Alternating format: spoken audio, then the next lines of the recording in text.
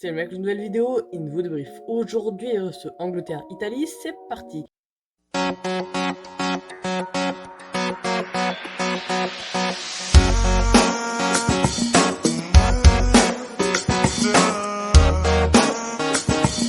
En effet, les amis, finale donc de l'Euro 2020. Après, je sais pas combien de débriefs, je crois plus de 25 débriefs peut-être. Je mettrai dans ma story combien de débriefs on a fait au total. D'ailleurs, les gars, petite info au passage, j'ai interviewé un ancien joueur pro dans ma dernière vidéo et vous pouvez donc aller voir la vidéo. Je pense que je la mettrai en description. Ou alors voilà, c'est la dernière de ma chaîne. Les gars, c'est une grosse vidéo, donc voilà, je vous invite à la voir. Italie-Angleterre, donc finale de l'Euro 2020. L'Italie qui, on va quand même revenir sur le parcours de deux équipes. L'Italie qui, en poule, avait la Suisse qu'ils ont battu 3-0, la Turquie qu'ils ont également battu 3-0 et les Pays de Galles qu'ils ont battu 1-0. Voilà, donc très très bonne poule du côté de l'Italie. Du côté de l'Angleterre, en poule, il y avait la République tchèque, la Croatie et l'Écosse, où ils ont gagné 1-0 contre la République tchèque et contre la Croatie. Ils ont fait 0-0 contre l'Écosse. Un point commun entre ces deux équipes en poule, ils ont toutes les deux pas encaissé de but, tout simplement.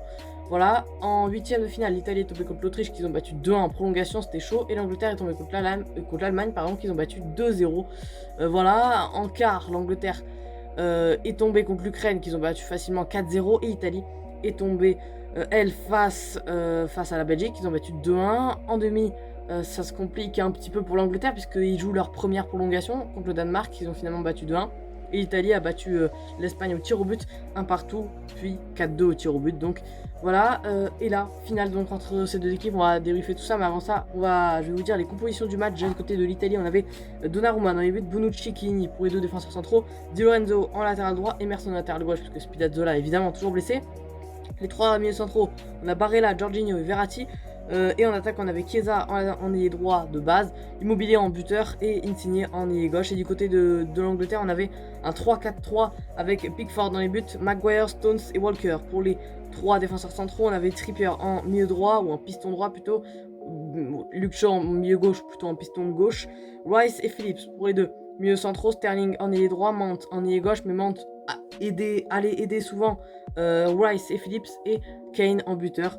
Les gars, début de match, gros début de match des Anglais. Dès le début de match, voilà. Contre-attaque sur un corner d'Italie, contre-attaque pour l'Angleterre. Kane la met à droite, centre sur Luke Shaw. Luke Shaw, la reprise, super but, incroyable. Un des plus beaux buts de l'Euro, peut-être parce que voilà, il est très très beau. En plus, c'est dès la deuxième minute de jeu, 1-0 donc pour l'Angleterre directement. L'Angleterre continue de pousser. Il y a une grosse intensité mise par les Anglais, mais petit à petit dans cette première période, ils vont commencer à laisser le ballon à l'Italie. Frappe à main de Federico Chiesa, mais qui va finir à côté de la cage de Pickford. Et les gars, en seconde période, l'Angleterre a toujours cet avantage au niveau des duels, mais il laisse beaucoup la balle aux Italiens, et on se demande si ça va pas leur porter préjudice. Et finalement, si, même si à moi il y avait un petit peut-être péno sur Sterling, mais c'est difficilement sifflable. Ensuite, on a eu une frappe d'Insigne, mais juste à côté.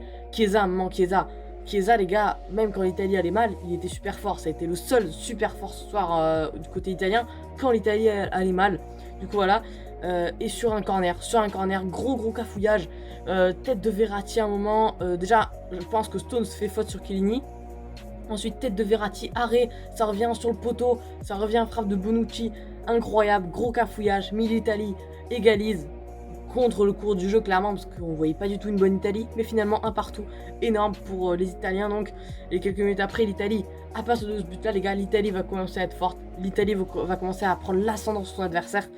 Et du coup voilà, bref, mini pour ce débrief. Maintenant on va passer au top et au flop de ce match. Déjà au niveau des tops, les gars, je vais mettre Bonucci et Chiellini. Déjà cette charnière, elle a été incroyable, cette charnière incroyable, j'ai trouvé. Au milieu de terrain, j'ai pas trouvé de joueur très bon honnêtement. Chiesa, je suis obligé de le mettre, il était incroyable. Insigne également, Insigne très intéressant. Et du côté anglais, Luke Shaw. Luke Shaw a été super fort. Et qui je pourrais mettre d'autres, je pense que c'est tout, hein. J'ai pas vu d'autres joueurs très bons au niveau. Sterling a été bon, Sterling a été très bon honnêtement. Mais du coup voilà. Au niveau des flops, côté anglais, j'en ai Trippier a pas été bon honnêtement. Et du côté italien, je pense que Di Lorenzo a pas été fou. Clairement, Di Lorenzo, j'attendais bien mieux que lui, même si voilà, on sait que c'est pas le meilleur joueur à ce poste-là, mais j'attendais quand même une meilleure prestation de sa part. C'est la fin de cette vidéo. J'espère que vous aura plu. Les gars, seule chose que j'ai à vous dire, c'est salut.